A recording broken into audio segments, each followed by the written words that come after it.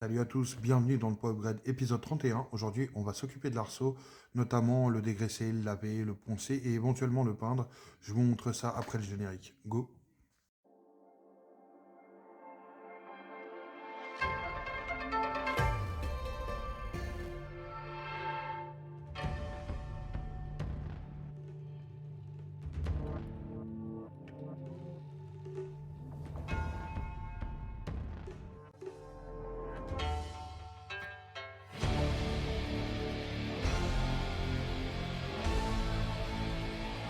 Déjà, avant de commencer, j'aimerais adresser une petite dédicace à François, mon ami François. Il se reconnaîtra, parce que vous, il y a une chance sur deux que vous vous gourriez, vu que j'ai deux amis qui s'appellent François. Bref, qui m'a offert ce livre sur le groupe B. Il est trop classe, juste trop classe. Je l'ai survolé un petit peu quand il est venu hier et qu'il me l'a offert, qu'on a regardé les 6 heures d'Imola. Victoire de Toyota. Il est content. Et donc, voilà, je vais regarder ça un peu plus. Et ça, bah, évidemment, hein, il a visé juste. Puisque, bah, alors moi, je me fais pas une voiture de groupe B, je me ferais plutôt une voiture de groupe A. Mais rallye des années 80, 90, on est en plein dedans. Donc, merci à toi, mon pote. Allez, on passe au reste de la vidéo. Alors déjà, je suis limité au niveau matos. Alors, je voulais prendre de la peinture Foliatech pour l'arceau, pour que ça tienne bien, la peinture à étrier. Ah ouais. Et puis, bah, comme d'hab, hein, je suis bloqué dans ma canfouine. Et puis, c'est du coup François qui m'a ramené ça en même temps, qui venait pour regarder Imola. Je lui ai dit de s'arrêter à Action, de me prendre de la peinture. De toute façon, ça devrait faire le job. Et du papier de verre. Alors, tout ce qu'il y avait chez Action, c'était du 150. Et attendez, où est-ce que c'est marqué cette merde? Bref, je sais plus. Et ça risque d'être un peu gros au niveau du grain. Ça peut laisser des marques de ponçage. C'est pour ça que là, j'ai sorti du 400. Il me reste ce morceau-là, mais je dois en avoir d'autres. De toute façon, aujourd'hui, on va se focaliser sur les supports de coupelle. Alors, peindre, j'y arrive. Mais alors, c'est la durée, enfin, la tenue de la peinture, ou voilà. Bon, là, c'est de la peinture normale. Alors, c'est vrai qu'il avait vu qu'il y avait de la peinture pour radiateur, et j'aurais préféré. Puisque forcément, ça tient la chaleur, et c'est une peinture plus solide. Mais bon, je pense qu'elle fera le taf. Parce que j'ai déjà peint pas mal de choses avec. Alors, on a de l'après, peinture noire et rouge. Au cas où vous vous souvenez pas, l'arceau va être en deux couleurs. Je sais pas si je l'ai dit dans la précédente vidéo. Alors, attendez. Hop.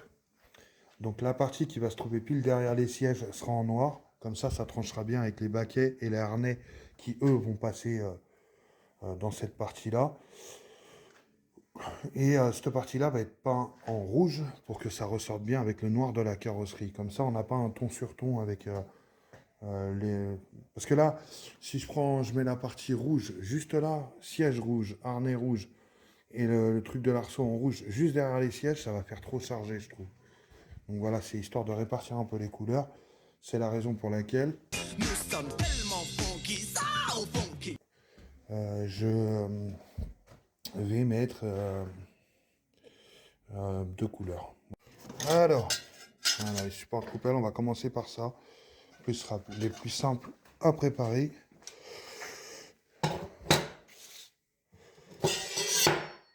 Hop, on va s'occuper de ça. On va enlever la couche de gras qu'il y a par-dessus. Donc je pense que je vais passer un premier coup de lingette. Puis après, je vais commencer à pincer, à poncer. Bien sûr, à pincer. Puis après, on redégraissera et puis on appliquera l'après, je pense. Donc, voyons voir ça. Hop.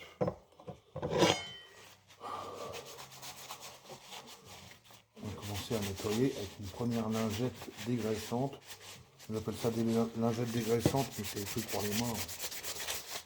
Mais honnêtement, ça marche super bien quand j'ai du cambouis ou des trucs comme ça. Genre, mais très rapidement, j'arriverai. Ouais, on sent que la pellicule de gras qui a été mise dessus pour éviter la rouille, elle se barre. Le gras, c'est la vie. Alors, je vous dirai quand j'aurai monté l'arceau si les finitions sont bien, enfin du moins que les ajustements sont bons ou quoi. Après, j'avoue que sur certains trucs, bon, ils ont l'air d'être bien notés, mais alors sur certains trucs, quand j'ai reçu le support de coupelle et qu'il y avait ces traces-là, les mecs, 800 balles de pièces, c'est de me les livrer avec une gueule à peu près potable. Montrez-moi que vous m'avez étalé de la pommade autour du trou de balle. Avant de me le mettre, quoi. Non. Bah non, ils s'en battent les couilles.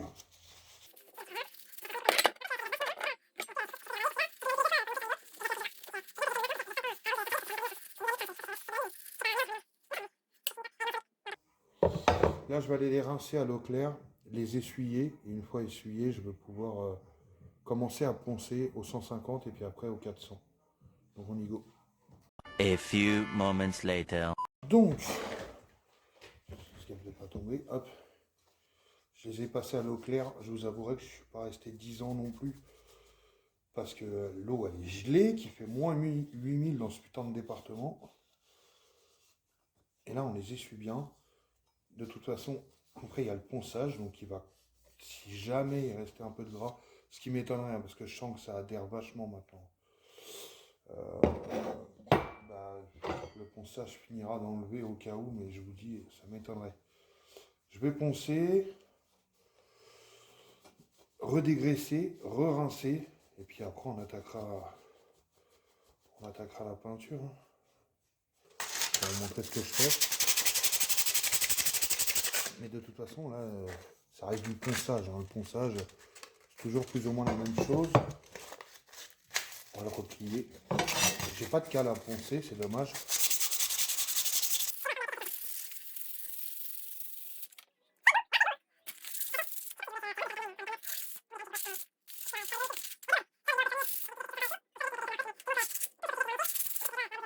Alors, je les ai lavés à l'eau claire, essuyés. Je les ai posés sur un drap. Pourquoi? Parce qu'en dessous, donc là, c'est la surface que je me sers, c'est la planche à chaque fois pour peindre. Mais dans le doute où, avec les lingettes, je les ai posées et tout, dans le doute où j'ai pas bien rincé, au moins, bah là, ça craint rien. Ça fera pas de réaction chimique avec la peinture. Le drap, il sera peint, mais on s'en fout. C'est un drap qui est mort, que j'utilise pour le garage. Donc voilà. Allez, voyons voir ce que ça donne. Et là, il y a tous les peintres de la Terre qui sont en PLS, qui sont en train de m'insulter. Moi, j'essaie d'appliquer des règles simples. Voilà. On va déjà... Vous voyez, ça ne recouvre pas tout. Je vais laisser sécher parce qu'en voulant tout recouvrir, je vais faire des coulures. Donc, des règles simples à appliquer que j'ai retenues, c'est déjà de lâcher ou d'appuyer hors de la surface à peindre. Comme ça, il n'y a pas de projection de... Je sais pas comment on appelle ça. Moi, j'appelle ça des poustillons, mais bon, c'est un peu ça. Hein. Non. Normalement, j'utilise mon décapeur thermique pour faire tenir la peinture ou l'après. Le problème, c'est que mes prises sont tout là-bas. J'ai pas de dérouleur. Ça, c'est pareil. Tous les mois, je me dis, vas-y, achète un dérouleur et tout. C'est pratique. Tu pourras faire venir les lecs jusqu'au fond du garage. Puis j'achète des pièces. Ah putain. Bon, après, je pourrais déplacer les pièces là-bas, mais là-bas, c'est trop dégueulasse. Enfin, le garage est globalement en bordel, mais on va dire qu'ici, c'est la partie la plus saine pour peindre. À la base, j'avais mis la bâche autour de la tonnelle et ça créait plus ou moins, ça évitait que la poussière tombe.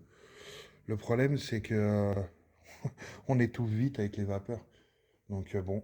Bon, on va attaquer une deuxième couche.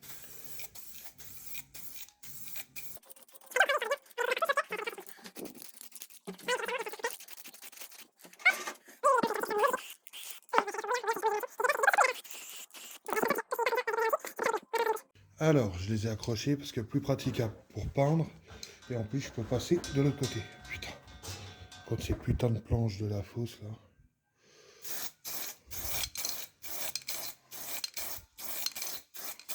Par contre, ouais, j'en vois du brouillard. Hein. It was at this moment he knew. He fucked up. J'étais en train d'apprêter, je me suis aperçu d'un truc. Je vous ai pas montré, mais sur l'étiquette, le stickers qui note, qui fait mention de la référence de l'arceau, il y a marqué Mazda RX-8. Et en dessous, il y a marqué référence Mazda, enfin, il y a marqué 323F, tout ça, machin.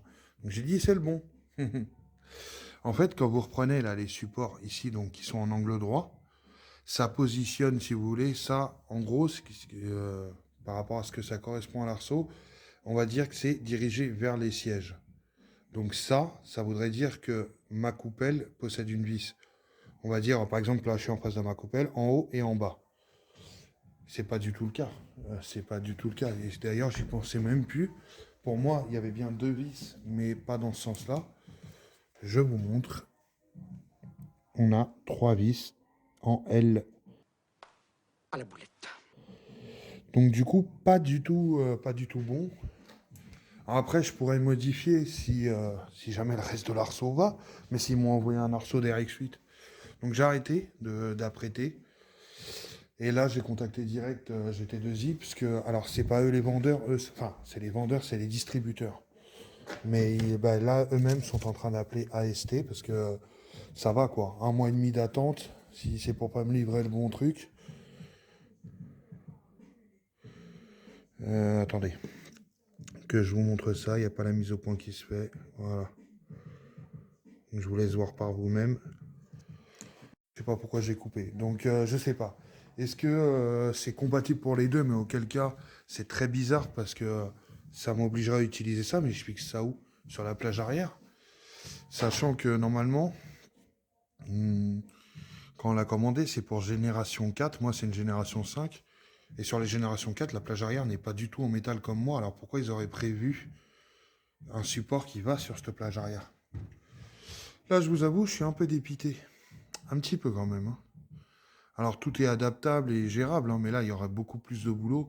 Et honnêtement, si AST peut venir rechercher leur arceau qui n'est pas bon et me redéposer le bon en urgence, parce que là, on va gueuler quand même. Moi, en général, je réponds merde.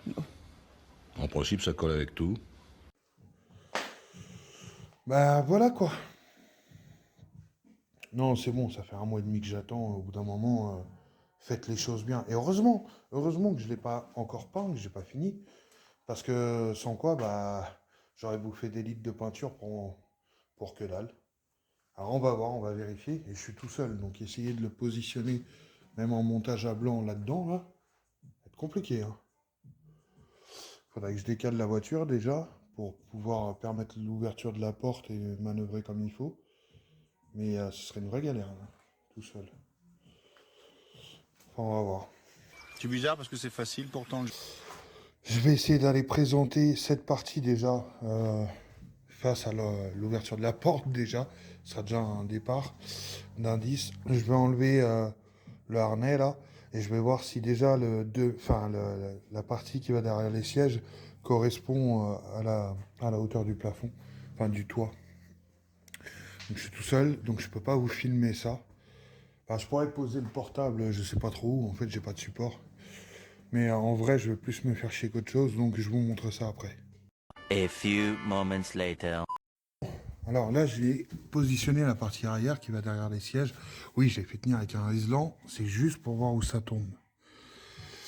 Donc sachant que là, j'ai pas mis les plaques métalliques qui se vissent au châssis, ça a l'air d'être bon au niveau de la hauteur.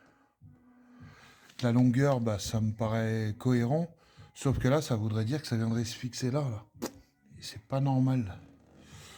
Donc bon, ça on verra encore. Si ça se trouve, il faut que je recule un peu l'arceau, un peu plus en arrière. Mais quoi qu'il en soit, la partie coupelle, c'est pas bon. Donc je pense que si jamais ils sont viandés à ST, mais que l'arceau va en lieu et place, et qu'il n'y a que ça qui va pas, je vais leur demander de m'envoyer des supports de coupelle, enfin, qui vont au-dessus des coupelles. Bon, j'ai mis... alors je suis tout seul, donc je peux pas présenter, si vous voulez, le deuxième X en face de l'autre. J'ai essayé de le faire tant bien que mal. Ça a l'air de correspondre au début de la plage arrière, ce qui n'est pas du tout normal, parce que je le rappelle, à la base, l'arceau, on était parti sur la base de la génération d'avant, qui ne dispose pas du tout de plage arrière en tôle. Donc c'est bizarre. Quoi qu'il en soit, pour l'instant, je découpe pas la plage arrière. Et ce que je vais faire, c'est quand même mettre un coup de barbouille sur les supports de coupelle, parce que on peut toujours les repercer, essayer de les repercer, je dirais, je sais plus, c'est en fonction de mes coupelles à moi, quoi. Mais c'est chiant, c'est très chiant l'idée, là. Bon, là, j'ai passé les 2 premières couches de rouge. Wow!